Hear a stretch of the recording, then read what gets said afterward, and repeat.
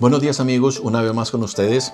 El día de hoy quería hacerles una presentación tratando de explicar un poco todo lo que son las nuevas tendencias que se dan hoy en día en la economía, derivadas del nuevo orden de cosas que tenemos en la geopolítica internacional, el entorno de lo que son los conflictos que hoy en día tenemos, tanto en el tema de Ucrania, en el caso de Irán, con toda la disrupción que se da en el suministro energético, los sobrecostos de petróleo y gas, en fin, toda esta nueva configuración de cosas, hacia dónde nos lleva. Le quise dar el nombre de lo que es las tendencias del nuevo orden económico mundial. Entonces, vemos que este nuevo orden económico mundial básicamente lo que nos está dando es que le estamos diciendo adiós a una política o a una condición que es el offshore. Hasta hace algún tiempo, países e industrias estaban dislocando sus producciones, llevándolas a terceros países buscando mayor eficiencia en costo y menores costos en mano de obra. Y específicamente era China. China se convirtió de facto en la gran fábrica del mundo. ¿Y era por qué? Porque tanto Europa como Estados Unidos, incluso Australia, algunos otros países, pues dislocaron su producción de forma masiva hacia China, y eso hoy en día vemos que paga las consecuencias. Vemos en esta segundo slide cómo los commodities, dado esta migración de circunstancias, pasan a convertirse en un activo estratégico. Hasta ahora los commodities o las materias primas nos habían servido y prestado la condición de protegernos de la inflación. Hoy en día pasan a ser un activo estratégico, y ese activo estratégico nos permite tener una condición de mejor competitividad ante otros competidores, países o a otros agentes económicos. ¿Esto qué implicaciones tiene? Esto tiene que hay una demanda estructural de materias primas y esa demanda estructural conlleva una prima de costo.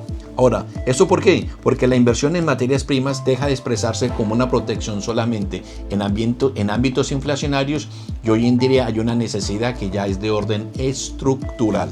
Luego, esto nos lleva a que la energía, y lo vemos aquí en este slide número 3, cómo la energía pasa de ser un sector más y se convierte en un activo estratégico.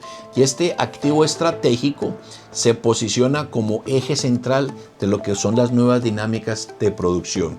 Vemos en esta slide número 4 cómo esta nueva estructura genera que se necesitan infraestructuras y electrificación.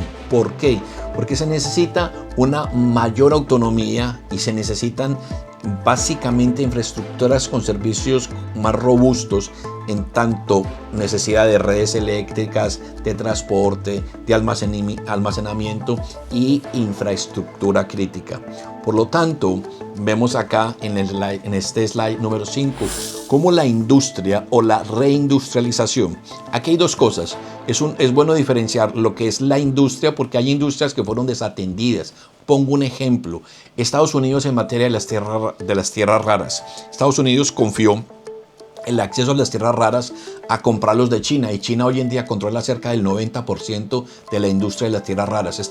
China hoy en día, que ya es competidor de cabeza a cabeza, de tú a tú con Estados Unidos, decidió no le vendo más tierras raras, y Estados Unidos hoy en día tiene dificultades para el acceso a ese producto. Entonces, hubo industrias que se desatendieron y que tendrán que desarrollarse, y hubo industrias que fueron diseminadas y tendrán que reindustrializarse. Entonces hay dos ámbitos: el ámbito de nuevas industrias que se tendrán que desarrollar, y el ámbito de industrias que fueron desatendidas y que se tendrán que repotenciar.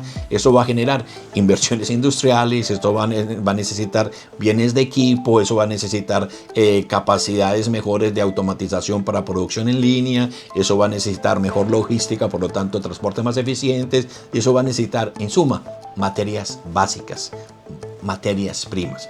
Por lo tanto, esta tesis muestra cómo la necesidad del ámbito de industrialización o reindustrialización va a llevar nuevamente a que vamos a tener una alta necesidad de materias primas. Y vemos como en este slide número 6, las materias primas ya juegan un papel como recurso básico estratégico.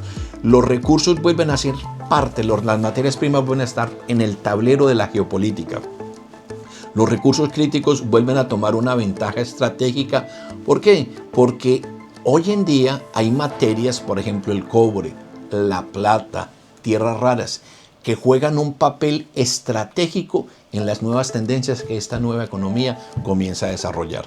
Luego vemos en este slide número 7 cómo esta nueva economía va a necesitar unas inversiones de capital intensivo. Probablemente va a ser menos eficiente. ¿Por qué? Porque al desescalar la producción offshore, ciertas cadenas de producción o ciertas cadenas de logística se desmontan, y eso va a generar momentáneamente algunas dificultades. Entonces, obviamente, desde ese punto de vista, probablemente será menos eficiente. Va a haber más intervención pública y también va a haber más demanda de capital.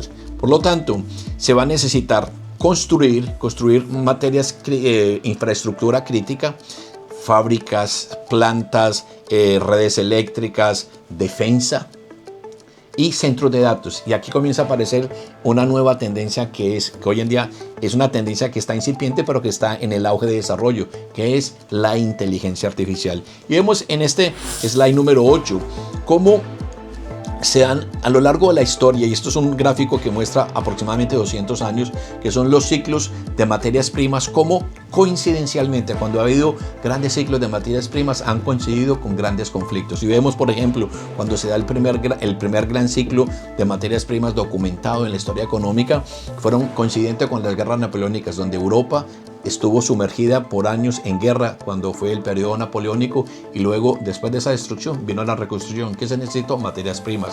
Luego vemos segundo nuevo ciclo, guerra civil en los Estados Unidos, lo mismo. Luego vamos, tercer ciclo, Primera Guerra Mundial. Terminando Primera Guerra Mundial, ¿qué hubo que hacer? Reconstruir Europa, porque hubo una gran destrucción. ¿Y qué se necesitaron? Materias primas. Y así sucesivamente. Es coincidente que en el auge de una alta demanda de materias primas, antes hubo un conflicto. Y hoy en día vemos guerra en Ucrania, guerra en Irán, conflicto en Gaza, conflicto en el Líbano, guerra en Siria. ¿Qué necesita la sociedad o estos países para poder reconstruir? Una alta demanda de materias primas. ¿Y cuál es la consecuencia potencial que hay ahí? Va a haber una alta demanda de materias primas, por lo tanto va a haber un gran ciclo de materias primas. Y ya para terminar, vemos cómo esto nos lleva a un cambio de liderazgo en el mercado. Mire, hasta ahora quienes eran líderes en el mercado eran las industrias de software y de digitalización. Y siguen siendo grandes jugadores, pero ya no son los únicos jugadores. Hoy en día, nuevamente, las empresas o países, tenedores y productores de materias primas, vuelven a posicionarse de forma central en el nuevo eje de la economía. Y ya, tanto las industrias de la digitalización y del software tienen que compartir ese liderazgo con las materias primas. ¿Por qué?